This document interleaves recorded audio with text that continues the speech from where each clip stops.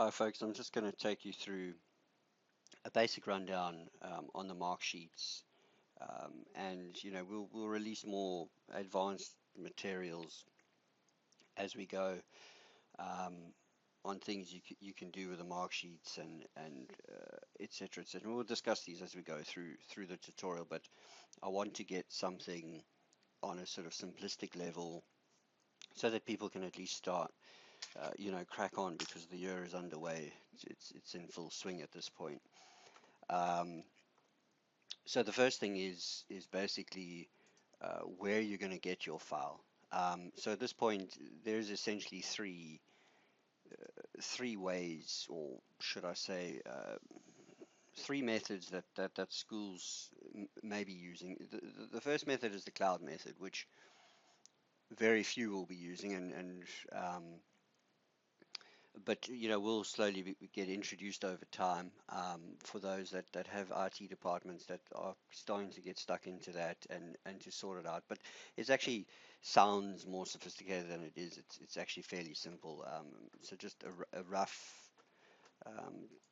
roughly, just to show you, for instance, in our company, we have an Office 365 cloud folder which resides on our computers.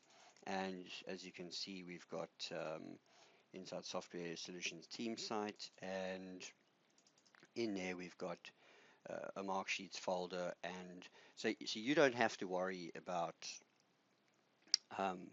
having these Marksheets placed in a particular folder. So I've already done a tutorial demonstration on the administrative side for your administrators who will produce these Marksheets by batch, and they will tell you where to locate them. So as I say, in the case of the cloud, I would go to the Marksheets folder, term 1, and let's say my class was phase 3, and I would open that.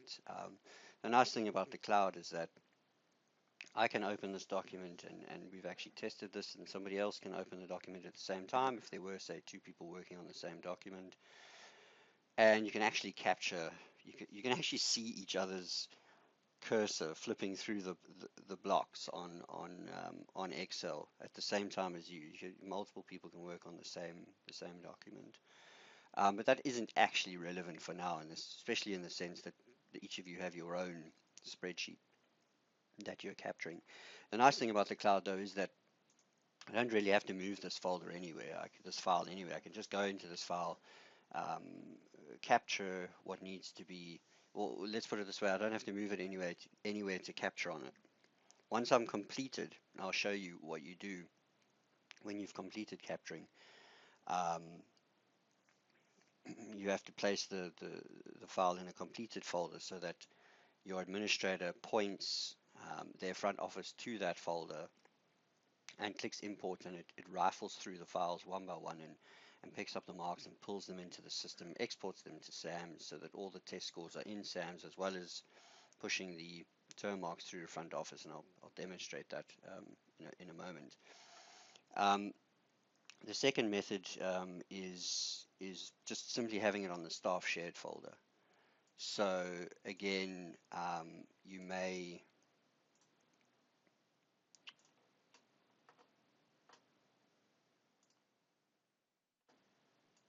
actually have a shared folder a staff shared folder in your school.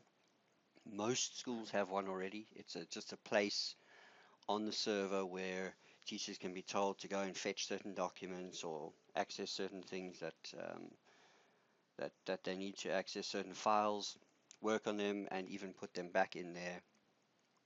It's a read-write location. In other words, it's not just a read location. You can open your documents and edit them actually there in that place. But so, and then there are some of you that like the idea and are starting, have got their IT people to set that up. But as I say, a vast majority of you have this. So I would suggest and have suggested to your administrators that they push the mark sheets out, either push them out locally and then just simply copy and paste them onto the server, onto your staff shared folder. But the important thing is, again, folks, you'll be told by your administrator at your school where to locate your mark sheets. so that they could do them locally, copy them and paste them onto the server, or in fact actually spit them out directly to that. So now you would be told where to go. Let's say it's your ISO folder is your Z drive. Okay, so if you were to go to um, my computer, and normally it is a mapped drive, and by mapped I mean it has one of these letters, you know, like Z or F or I or S or T or whatever it may be. So you go to that location and you should see your Marksheets folder. So it's term 1, you go to the relevant phase that's relevant for you, and you locate your Marksheet. Now, I would suggest to the administrators that they put your timetable codes up so that you make note of what your timetable code is, because the file name will be preceded with the timetable code. You know, and you'll get used to this, folks. You'll get used to what your code is and which files to look for, to therefore look for. But even if you don't know your timetable code, you can spot your classes by virtue of the fact that you know you'll teach, say, English Home Language, grade 8, set P26. In this case, that's what they named that set. So you can locate your files on there, and then copy them to your local machine. Okay, so this is the server. So you go to your local machine. Your local drive is always your C drive, and you can make a folder in here and copy it to your folder. Or if you're using a laptop at school and you already have an ISO folder, if you want, you can put it in there and make a subfolder. Although I would suggest not doing that, making your own. You can put it on your desktop, folks. The nice thing about using Excel is that you can even use it on your phone. You can use it on any platform, whether it's Android or Apple. Although I would suggest that if you are using Android or Apple, then in those cases you will probably have to install Microsoft Office for those platforms. Certainly Excel for those platforms, so that you can open an Excel document on that. But so of course you can save it. So what I mean is you can save it to anywhere that you like. And of course that brings into play the third option, which is being able to save it to a flash drive. So let's say you have a flash drive inserted into your machine. Again, you could come in and make a new folder. Let's do one here. I don't think there's anything in here. Paste it in, and okay. In some cases, schools are doing this. The teachers are taking their flash drives to the administrator, and the administrator is putting their respective classes on the flash drive. So you can make a folder in a flash drive. All right. And there's your class. You can take the flash drive home, put it into your computer. You can work, as I say, you can work with it anywhere. It's offline. You don't need to worry. So you could even be in a place that has no internet. Fire up your computer, pop your flash drive in, and work on the document. Now, okay, so you can actually you can work on this thing directly on your flash drive. You needn't, if you take it from a flash drive, say, and take it to a computer at home, you don't have to copy it from the flash drive to the computer at home and then back onto the flash drive, and run the risk of working on a document on your machine at home that you've copied from your flash drive and then forgetting to put it back onto the flash drive, going to school, putting the one that you didn't edit into the completed folder, and so nothing gets imported into the system. So you can leave it on your flash drive, but if you're somebody unlike me who is less forgetful and more accurate in that sense, less dippy, I suppose, you could you can copy it to your computer at home, work on it, and then put it back onto the flash drive. But as I say, you can work on it directly on your flash drive. As you can see, I'm actually in my flash drive at the moment. So I open the file.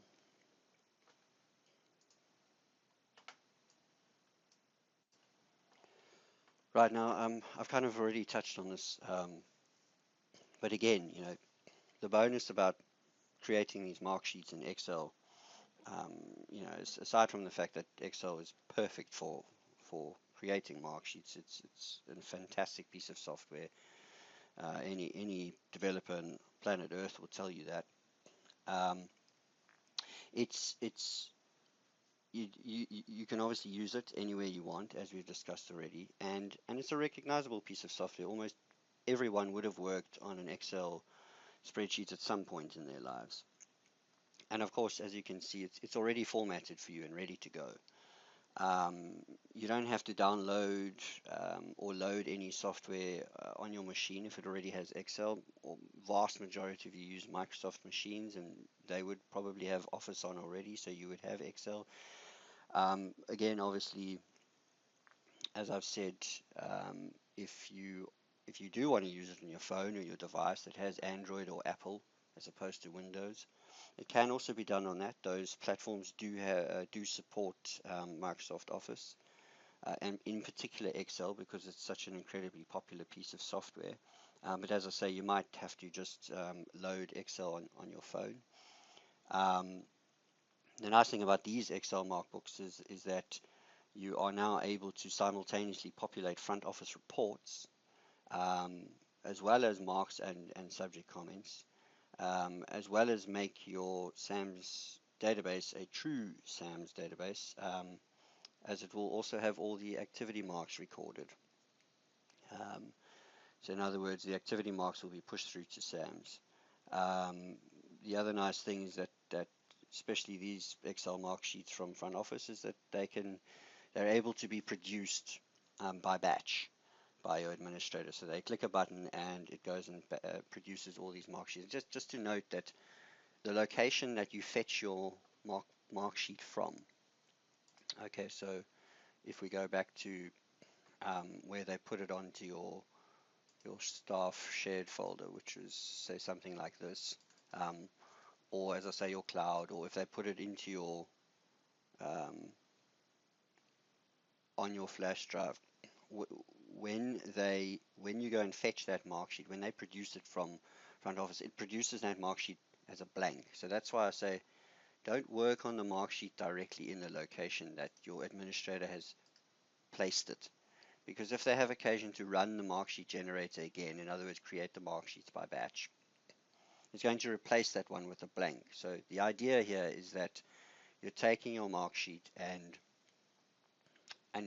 taking it away, so to speak, for yourself and working on it yourself in your own space and own time for that matter. Okay, and of course, yeah, as I say, you can use it on various platforms and devices. Right, so that concludes part one of this tutorial, which, as I say, was just simply to show you where to retrieve your files, a little bit about the Excel files, and where to copy and paste it in terms of actually using it. In the next tutorial, we'll cover just briefly entering the marks, compare them to compare what you're actually seeing in your mark sheet compared to what one actually sees in SASAMS, which most of you won't really be relevant to most of you, but it's just interesting to note, and because it does look, on the face of it, it looks slightly different and it's slightly confusing to people, but I'll show you how it's actually exactly the same. And I'll go through a couple of the other technicalities about how you get it to push what you have to do on the spreadsheet to get it to push the mark through to front office. It's very simple. And we'll discuss part 3 and so on of follow-up tutorials after the next tutorial as well. And yeah, we'll do some. We'll actually show you the mark coming through on the front office report as well as in SAM, so that you can actually see the final result. So look out for part 2 of this tutorial to follow on from.